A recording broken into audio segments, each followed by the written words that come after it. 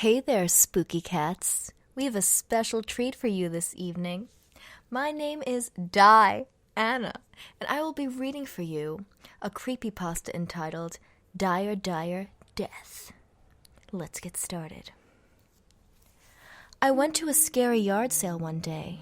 It was very weird because guess what? I never go to yard sales, but it was strange because something was drawing me to it. That's what I felt like. I was rummaging through old games now, and they had an N64, and I thought, wow, maybe I'll buy this and play old games from my childhood. So I looked through the games. I found Turok, Rugrats Scavenger Hunt, Jet Force Gemini, Zelda 64, Tomb Raider, and a game with no label. I asked the old woman running the yard sale what game it was, and she just stared at me. So I said, "How much will I cost?"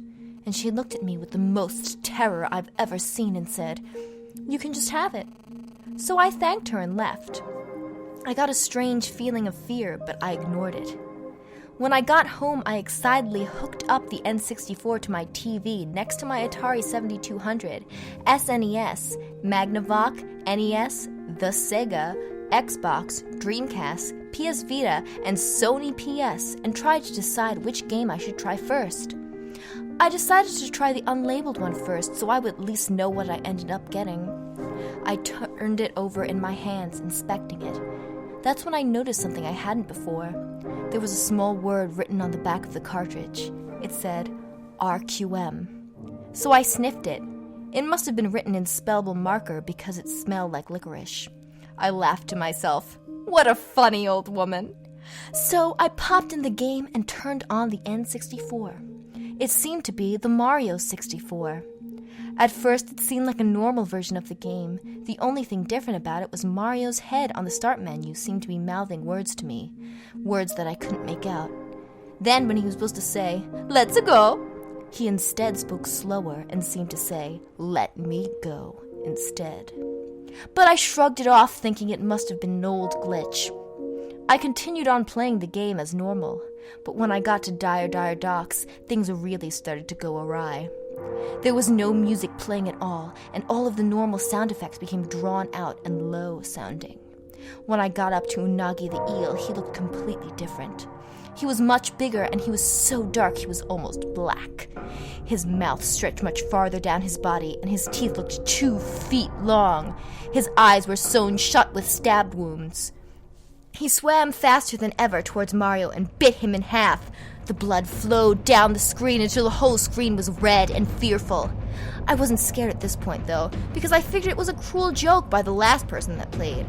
But then, a new screen loaded. Mario was in a tunnel. It wasn't like any other level in the game. It was dark, and reddish-black bricks made up the walls, and they looked like flesh. Mario still had holes in his skin where the eel's teeth punctured him.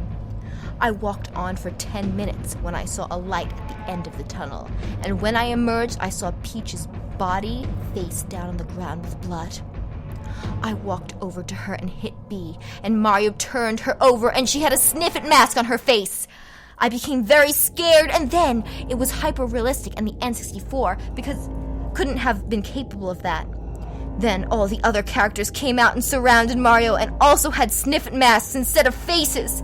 They closed in on Mario, and once they got close enough to grab him, the screen glows black and I could hear Mario screaming, "Mamma mia!" It was the most terrified scream. It touched me to the bone. I tried to turn off the game, but it wouldn't turn off. I started to scream, and then I couldn't see my face in the TV, but it wasn't my face. My face had a sniffet mask on it. I turned off the TV and cried. After my experience, I went back a week later to the house and was having the yard sale, but no one was home. The old woman's neighbor looked at me and asked if I needed help. I asked her if she knew where the old woman who lived here was, and she said, "She's dead. She dies about a week ago." I was shocked. That was the day I played the game. It was the 4th of July, my favorite holiday. I then decided to ask her if she knew anything about an N64 the old woman sold at her yard sale. And the woman said, "Those were hand-me-downs to her. My children wanted to play them, but she would get scared." I thanked her for her help and I began to walk home, but I turned around at the last minute and asked one more question.